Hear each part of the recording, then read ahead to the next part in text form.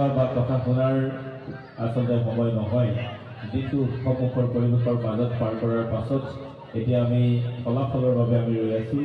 তিনিগৰাকী বক্তাই খুব সুন্দৰভাৱে কথাখিনি কৈছে। আমি সেইখিনিকে পুনৰ সৰ্বন কৰিব বিচৰা নাই। আমাৰ লক্ষেশ্বৰ তাঁতী ডাঙৰীয়াদেৱে যিকেইটা পৰামৰ্শ আগবঢ়াইছে, আমি ভাবিছোঁ যে অনাগত দিনত আমি এই কথাবোৰ প্ৰত্যেকে চিন্তা কৰাৰ প্ৰয়োজন। সেইদৰে সাহিত্য সভাৰ সন্মানীয় সম্পাদক ডাঙৰীয়াও কেইবাটাও মূল্যৱান কথা কৈছে।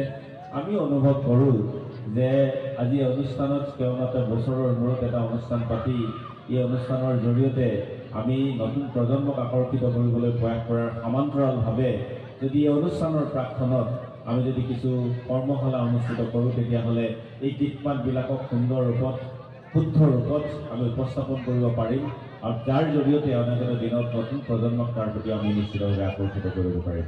সকলোলৈকে মই ধন্যবাদ জনাইছোঁ। আচলতে বহু বছৰ ধৰি এই অনুষ্ঠানলৈ আমি আহোঁ আৰু চাহজাহাটী ছাত্ৰ সন্থাই আয়োজন কৰা এই অনুষ্ঠান আমাৰ নিজৰ অনুষ্ঠান, আপোন অনুষ্ঠানলৈ পৰিণত হৈছে। এই অনুষ্ঠানৰ আমি লক্ষ্য কৰিছোঁ যে আজি লাহে লাহে এই অনুষ্ঠান কেৱল মাত্ৰ বহুত কৰ কাটন লগাই দিছিল। তেতিয়া এই আমি কি কয় টুচুমণিয়ে তেওঁক বিৰোধিতা কৰিছিল, তেওঁ আত্মত্যাগ কৰিছিল। গতিকে এই আমি টুচু পৰৱক আমি